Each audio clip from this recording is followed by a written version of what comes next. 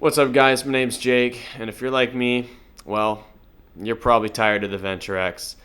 And maybe you're not that tired about it because honestly, it's pretty good. It's not that bad.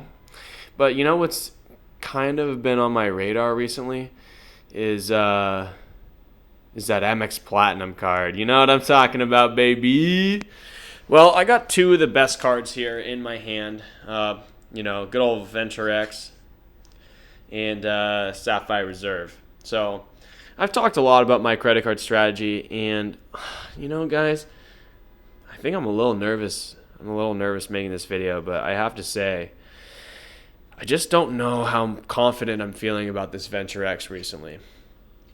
This was one of the cards I got pretty early on in my strategy, and I was like really excited for it. But this product is a little bit. You get what you pay for, is what I'm trying to say. I mean, I understand that it's like less than the MX Platinum and the Chase Sapphire Reserve, and it's kind of a hyped up card. It gets that positive $5 annual fee or effective annual fee.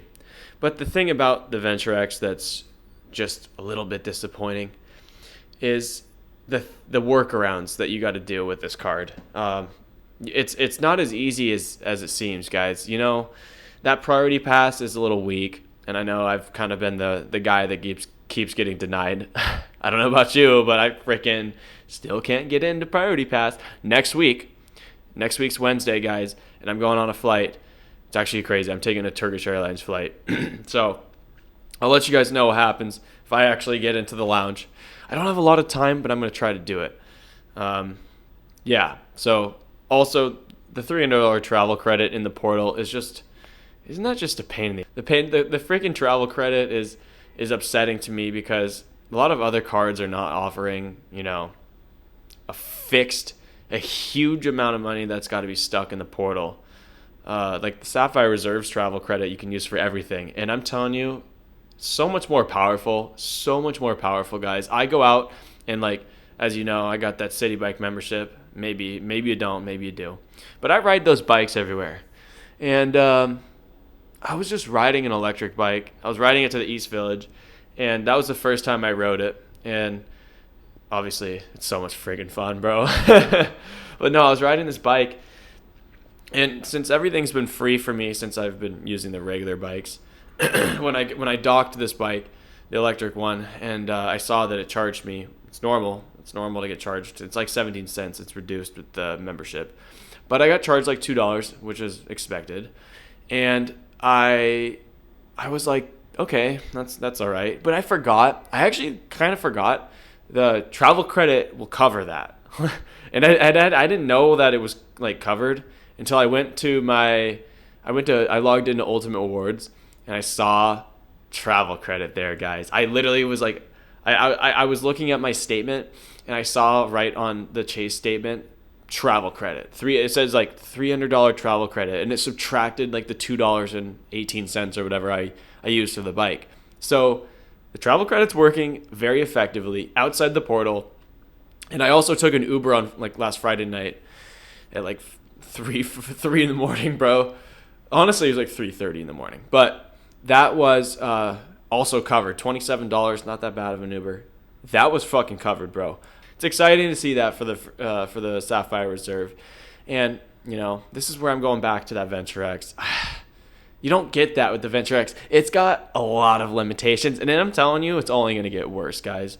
It's only getting worse from here. I mean, you just saw what happened you just saw what happened pretty recently. They took that $300 travel credit and made it a travel coupon. So now you don't get the 5X back, 10X back, whatever you're going to get for the X back on that $300. See how it's kind of limited a little bit more compared to like the Sapphire Reserve. Even the Amex Platinum, that card is kind of locked down to, specific spending. Obviously, there's 100 fucking different credits that card has. Plus that incidental credit that's $200. You got to pick one airline, so that's a little limiting. But that Venture X, okay, back to the Venture X. Well, another thing it doesn't have that's a little disappointing is a point boost. I know the Sapphire Reserve's kind of the only card that has that, like 50% point boost in the portal. But if you're going to freaking force me to use the portal, I want to have some value on my points. And so the fact that the Venture X does not boost your points at all, it's still just 1 cent per point in the portal, like every other fucking card. Like literally it's the same as the Freedom card. The no annual fee Freedom cards. It's just it's hard to see how the Venture X is going to last after a year or 2 or 3. Who knows what's going to happen with this card? But something like the Sapphire Reserve gives you that 50% boost. And even the Sapphire Preferred, it has a $95 annual fee, gives you the 25% boost. And then we got the Ink Preferred 25% boost as well. These are very valuable boosts. I don't know how valuable you guys value a point boost in the portal, but I value a cent per point boost in the portal pretty highly. Because if you've tried to find how to book domestic flights, if you've just tried to book an economy domestic flight, let's just say coast to coast, something like that. If you think you can get over 1.5 cents per point, good luck, bro. That's difficult. And if you want to deal with customer service, Turkish Airlines customer service, that is, good Lord, my heart goes out to you, because that's something that I would like to not have to deal with if I don't have to. Because, in the end, this is just traveling, right? We're just trying to go explore and make some, new memories and stuff. And that's kind of the point of traveling. And for me, the traveling part is already hard enough. I'm going to be going somewhere new, seeing something and experiencing something new and different and out of my comfort zone. The last thing I want is to have a flight that's like not able to check in or something, or like have a problem with my bag, or like I don't want to deal with Turkish Airlines. It's like, do I really need to go out there and deal with them if I don't have to? And I know it's United technically because you're flying on a United flight, but dude, this is 1, 2, 3. How many middlemen booking things are there here to just get to the end product? It's like we're using a Capital One card to book a Turkish Airlines mile that's in a Star Alliance to book a United flight. Like, bruh, like way too complicated. And so if I'm going to be in the travel portal already, or let's just say if I'm going to be booking with miles and points anyway, it makes a ton more sense to just cut all that middle shit out as you can, because it just makes it complicated to deal with further down the line. I don't know, no one's really talking about it. I'm nervous. I'm nervous booking a Turkish Airlines flight for the first time. I've already booked 4. There's 4 coming up that I've used. I'm trying to just use all my Capital One miles. I have 4 Turkish Airlines flights coming up, and I'm low-key nervous because I don't know how to freaking check in with Turkish Airlines. Like they sent me an email, obviously in like Turkish. Like it's literally, I have to use Google Translate to read it. And it has that 6-digit code to, check in 24 hours in advance.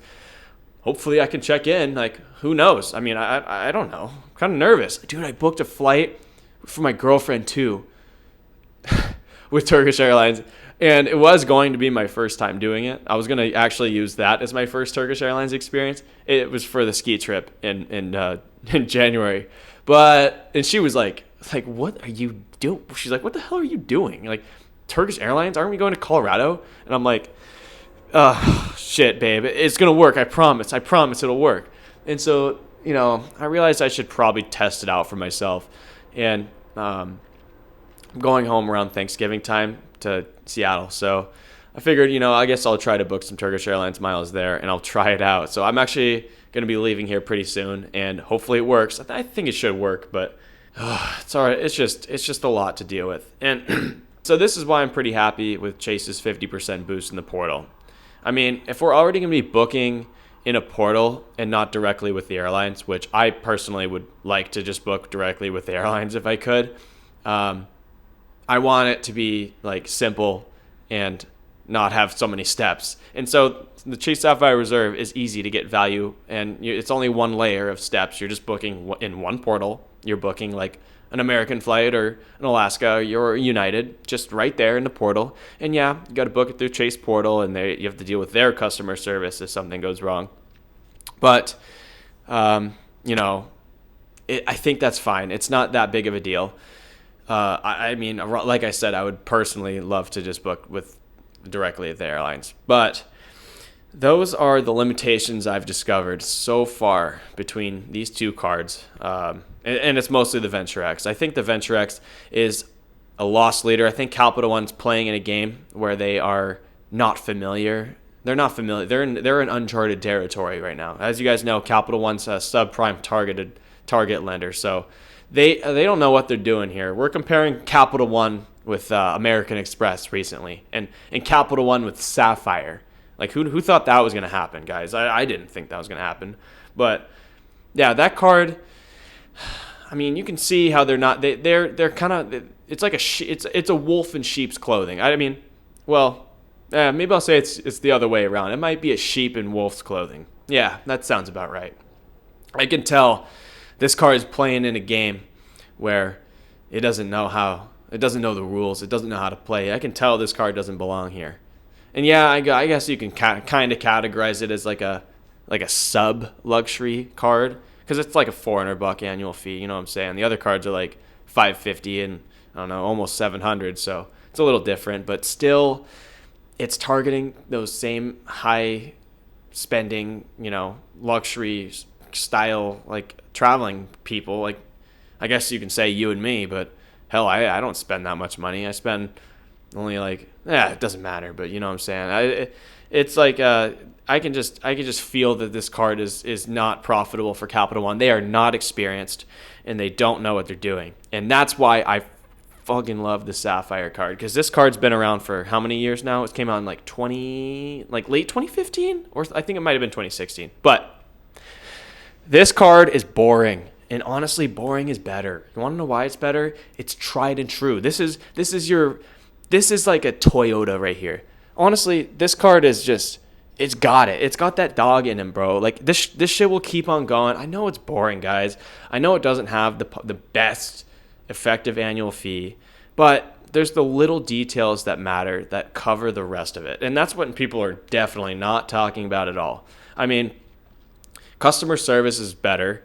I guess you get Visa Infinite benefits on both, but the Priority Pass is better, and the Portal experience is better, and this is a chase card. They know what they're doing. They've been in this space for a while, and Capital One just hasn't. And it's okay. It's okay to be new. New is cool. But this is honestly like a Hyundai. You know what I'm saying? This is like Hyundai pretending to be like Mercedes. It's just like like the Genesis brand. This is like the Genesis brand. And so that's where I'm a little like torn between, I can just feel it. But anyway, guys, I think this video is getting long enough. This is my unedited comparison between the good old Capital One Venture X and the Sapphire Reserve. And so if you enjoyed this style of video, I mean, I'm just trying to be more like my authentic self here in these videos. Well, you can let me know by hitting a like or giving a subscribe. I measure it in the analytics whenever I figure that out, how to do that. But yeah, anyway, guys, if you want to see some more of this kind of style, let me know. And I hope you guys all have a good day. Take it easy. Bye.